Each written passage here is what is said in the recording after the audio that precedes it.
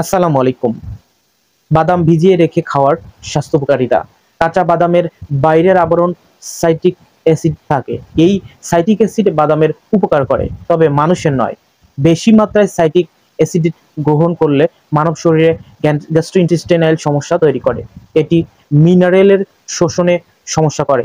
খাওয়ার আগে বাদাম ভিজিয়ে রাখলে এই সাইট্রিক অ্যাসিড চলে যায়। বাদামের মধ্যে থাকা ইনহিবিটর এনজাইম গ্যাস্ট্রোইন্টেস্টাইনাল সমস্যা তৈরি করে, পাশাপাশি ইরিটেবল বোল সিনড্রোম তৈরি করে। বাদাম খাওয়ার আগে ভিজিয়ে খেলে এই এনজাইম চলে যায়। যারা গ্যাস্ট্রিকের সমস্যায় ভুগছেন তাদের বাদাম ভিজিয়ে খাওয়া নিরাপদ। বাদাম খাওয়ার আগে ভিজিয়ে খেলে কোলন থেকে বিষাক্ত পদার্থ দূর করতে সাহায্য করে।